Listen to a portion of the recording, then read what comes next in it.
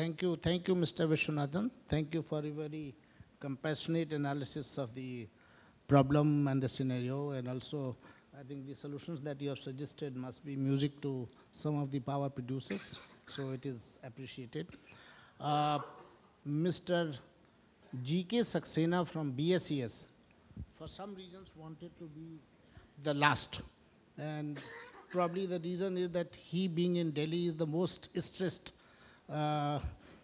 person and the most stressed producer utility, and therefore Mr. Saxena would give his, I think he would also share his experiences in Delhi, and as to how is he going to meet the expectations of the regulator and the political people, political bosses. So we await to hear from Mr. Saxena. Good afternoon. Coming at the fag end and not wanting to take up too much of your time because lunch is on the right-hand side, I am invariably faced with this concept that the last interface with the consumer is the DISCOM. And they have to bear the brunt of the issues relating to the sector. Just a few days back, I met some very senior people from the Government of India, from the central regulator, and the consensus of opinion was that distribution sector is largely to blame for the ills of the entire energy sector that happens in India. Fair enough.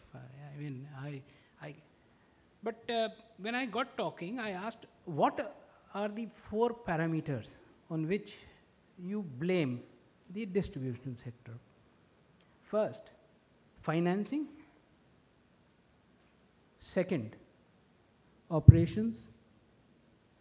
Third, trust deficit. And fourth, which is very important, is the issue of shades of gray within the private sector and the public sector. So we first came to the aspect of shades of gray. 90% of distribution sector in India is governed through state electricity boards. 90%. 10% is with the so-called private, of which 3% is the so-called public-private partnership. Do we hear anything about the 90%? I'm sorry. We never see anything in the news. Do we hear anything of the balance 7%, which comprises Mumbai, my friends from Kolkata?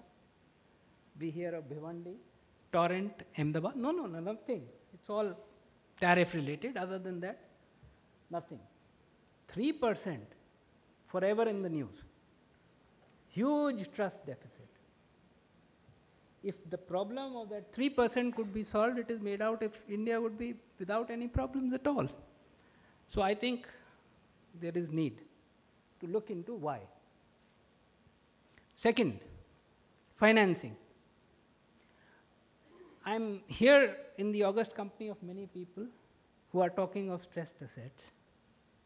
What strikes you? All of them are private. Is there a single government entity which is here which is a stressed asset? NTPC, Power Grid, SJVNL, THDC, not a single one is a stressed asset.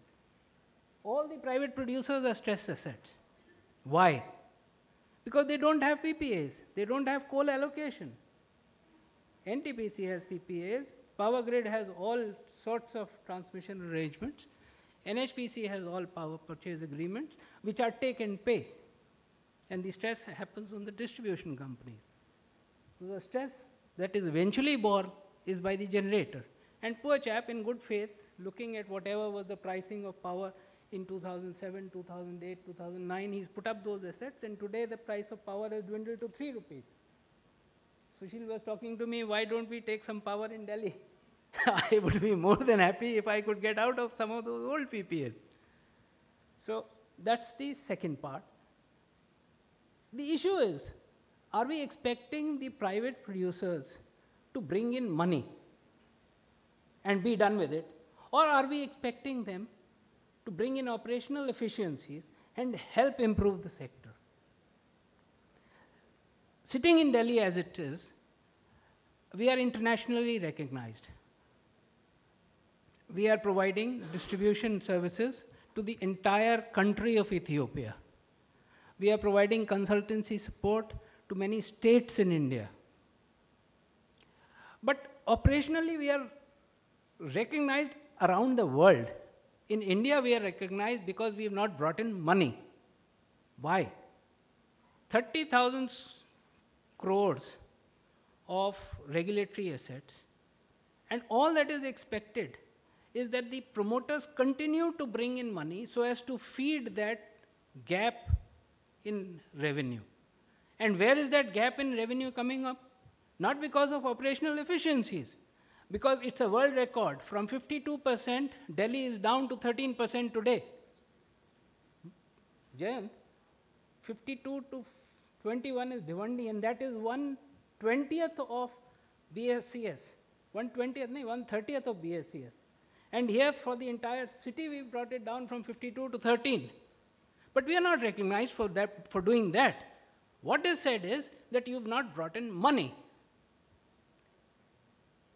The fourth part, which I thought I would, just before I conclude, is where do we see this going?